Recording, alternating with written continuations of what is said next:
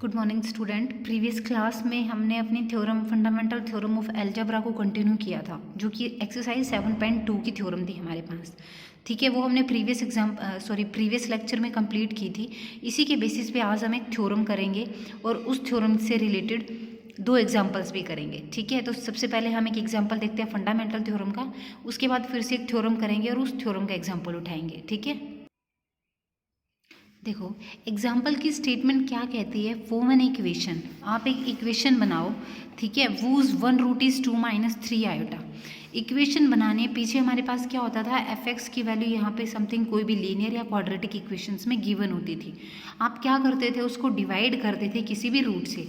पर यहाँ पे रूट तो दिया हुआ है, आपको क्या निकालनी है, इक्वेशन निकालनी है। तो इसका सोल्यूशन देखते हैं। Let x is equals to 2 - 3 iota. वो क्या आपके पास एक रूट है और वो वैल्यू किसकी होती है, x की होती है। तो इसमें एक वैल्यू रियल और एक वैल्यू इमेजिनरी है, तो मैं रियल वैल्यू को x के साथ ले आती हूँ, जो कि -2 हो जाती है इधर आके। ठीक है, अब मैं क्या करूँगी, स्क्वेयरिंग कर दूँगी। स्क्वेयरिंग ऑन बोथ साइड्स, दोनों तरफ स्क्वेयरिंग करने से क्या होगा, ये क्या हो जाएगा हमारे पास, फॉर्मूला बन जाएगा ए माइनस बी के होल स्क्वेयर का। वो क्या होता है, a² - 2ab + b²। इधर भी करेंगे, 3 3 × 9 और आयोटा स्क्वेयर। हमें पता है कि हमारे पास जो आयोटा स्क्वेयर होता है ना, उसकी वैल्यू होती है -1। x² - 4x + 4 और आयोटा की वैल्यू -1 पुट कर दो तो क्या हो जाएगा, -9। इस वाले -9 को इधर ले आओ, जो कि प्लस का 9 होके 4 के साथ अटैच होके क्या हो जाएगा, 13। x² - 4x + 13 is equals to 0। तो ये क्या हो गया आपके पास, रिक्वायर्ड इक्वेशन, यही आपको चाहिए था। ठीक है, ये उस थ्योरम के बेसिस पे एग्जाम्पल हो गया। अब एक नेक्स्ट वाले थ्योरम करेंगे और उसके बेसिस पे एक एग्जाम्पल करेंगे। देखिए थ्योरम क्या कहती है, बहुत इंपॉर्टेंट थ्योरम है, कई बार पेपर में भी आ चुकी है। इन एन इक्वेशन, किसी भी इक्वेशन में, मान लो यही तरह की इक्वेशन है मेरे पास, विद रियल कोफिशिएंट्स, जो रियल कोफिशिएंट होंगे, imaginary roots occur in conjugate pairs. Means अगर इमेजिनरी रूट्स आ रहे हैं ना, ये मेरे पास क्या है, देखो रियल एंड इमेजिनरी रूट्स है ना, तो वो बोलते हैं कि वो आपके पास कैसे अक्कर होंगे, कंजुगेट पेयर्स में। अगर एक रूट 2 - 3 आयोटा है ना, तो उसका दूसरा रूट हमारे पास पॉजिटिव टर्म में निकलेगा, 2 + 3 आयोटा की फॉर्म का। ठीक है, तो देखो प्रूफ में देखते हैं और इसके जब हम एग्जाम्पल करेंगे ना, उससे क्लियरली हमें समझ में आ जाएगा।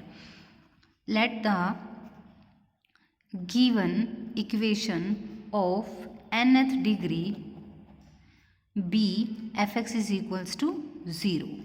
लेट कर लेंगे कि अल्फा प्लस आयोटा बीटा नाम का मेरे पास एक रूट है। ठीक है, be the root of the equation f(x) is equals to 0।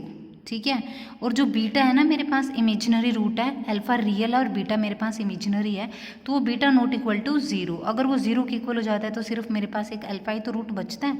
ठीक है, अगर ये मेरे पास रूट है इस वाली इक्वेशन का, तो ये क्या करेगा, इसको सेटिस्फाई करेगा। मीन्स ये किसकी वैल्यू होती है, x की value. That means alpha plus iota beta किसके इक्वल, 0 के इक्वल। ठीक है, हमें क्या प्रूफ करना है कि अल्फा माइनस आयोटा बीटा भी क्या होगा, इसका रूट होगा।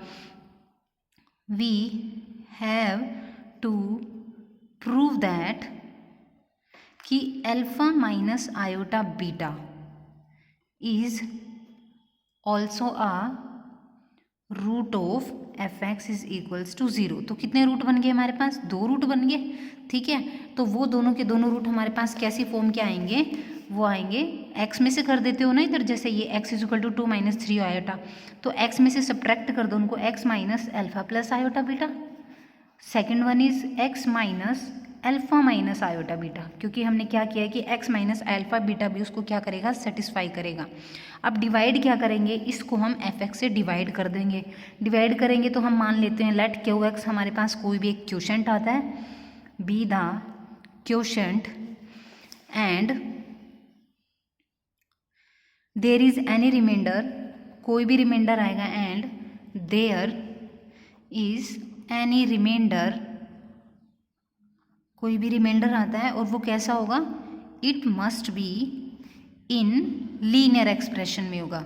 जब आप एंड में वो करके निकालते नहीं हो यहाँ पे, तो आप क्या करते हो, कंपेयर करते हो इक्वेशंस को, x² में आई है प्लस x लास्ट वाली और वो कांस्टेंट टर्म आई है, तो लीनियर इक्वेशंस में होगा। इन लीनियर एक्सप्रेशन किस में, वो भी एक्स में, चाहे वो पावर्स में कितने भी जाए पर वो एक्स में होगा। और उसको आपने लेट कर लिया, वो क्या है, let it be R X plus R dash. तो डिवीजन एल्गोरिथम क्या कहती है, बाय डिवीजन एल्गो क्या कहती है आपके पास कि एफ एक्स तो ये होता है roots X minus alpha plus iota beta, X minus alpha minus iota beta, ठीक है। ये क्या होता है, क्वोशंट होता है, प्लस में कौन होता है, रिमाइंडर होता है, R X plus R dash, यही होता है, ठीक है। अब क्या कर लो, पुट कर लो, पुटिंग एक्स की जगह क्या पुट कर लो, एल्फा प्लस आयोटा बीटा इस वाली इक्वेशन में। तो यहाँ पे क्या हो जाएगा, F of alpha plus iota beta. यहाँ भी पुट करोगे एक्स की जगह तो ये सारा कैंसिल, यहाँ भी पुट करोगे ये सारा कैंसिल, मतलब ये जीरो बन गया ना। जीरो को क्यों एक्स के साथ मल्टीप्लाई करोगे तो जीरो, कौन बचा, सिर्फ आर, और एक्स की जगह क्या पुट करना है, alpha plus iota beta plus R dash. हमें पता है alpha plus iota beta root है इस वाली इक्वेशन का, और इसको सेटिस्फाई कर रहा है, इसको सेटिस्फाई कर रहा है ना, मतलब उसकी वैल्यू क्या है, जीरो के इक्वल है। तो यहाँ पे इसकी वैल्यू को जीरो रख दो, और हमारे पास क्या बचा, R alpha plus iota beta plus R dash. इसको खोल दो, क्या बनेगी, R alpha plus iota beta R plus R dash. जो विदाउट आयोटा के है ना उनको एक तरफ कर लो, R alpha plus R dash equate किसके करोगे, जीरो के, जीरो के इक्वल रख लो। फिर उसके बाद आयोटा बीटा आर को भी क्या कर लो, जीरो के इक्वल रख लो, ठीक है। अब वो क्या कहते हैं कि बीटा तो आपके पास जीरो के इक्वल है ही नहीं ये वाला, तो अगर ये वाला हो गया तो स्टार्टिंग में ही कंडीशन सेटिस्फाई नहीं करेगी। तो इसका मतलब कौन जीरो, आर भी जीरो और आर डैश भी जीरो। अगर ये दोनों रिमाइंडर जीरो हो जाते हैं ना, अगर किसी भी इक्वेशन के रिमाइंडर जीरो हो जाता है, इसका मतलब वो उसको क्या कर रहा है, सेटिस्फाई कर रहा है। तो एक्स माइनस जो एक्स प्लस आयोटा बीटा है वो क्या बन गया, are the root of the equation f x is equals to zero, जो कि उसको एग्जैक्टली क्या कर रहे हैं, डिवाइड कर रहे हैं। अब इससे रिलेटेड एक एग्जाम्पल भी देखेंगे। प्रीवियस थ्योरम के बेसिस पे ही हमने एक एग्जाम्पल उठाया हुआ, और एग्जाम्पल क्या कहता है, फॉर्म एन इक्वेशन, आपको क्या बनानी है, इक्वेशन बनानी है विद रैशनल कोफिशिएंट्स के साथ, टू ऑफ देम, जिनमें से दो क्या रूट्स हैं आपके पास, एक 1 + 5 आयोटा है और एक 5 - आयोटा है, मीन्स इमेजिनरी रूट्स है ना, तो कंजुगेट पेयर सक्कर्स होंगे इनके हमारे पास। तो एक 1 + 5 आयोटा, तो मेरे पास एक 1 - 5 आयोटा भी नाम का रूट आएगा, 5 - आयोटा है तो 5 + आयोटा नाम का रूट भी आएगा। अब हमारे पास कितने रूट हो गए, 1 2 3 4, 4 हो गए। तो भाई एक्स की इक्वेशन में पुट कर दो, जो हमें इक्वेशन चाहिए, एक्स माइनस 1 + 5 आयोटा, ये वाली, ठीक है। इसी का ही माइनस साइन, 1 - 5 आयोटा, फिर ये वाली x माइनस 5 - आयोटा, फिर सेम x माइनस 5 + आयोटा, किसके इक्वेट कर दो, जीरो के इक्वल रख दो। अब ये चार टर्म है आपके पास, दो दो का पेयर बना लो। इसको मान लो आप क्या करो, इसको इधर से जो ये 1 है इसको x के साथ ले आओ ना, क्योंकि आपके पास जो इमेजिनरी पार्ट है उनको अलग से रहने दो, रियल को आप अलग से ब्रैकेट्स में क्लोज कर लो।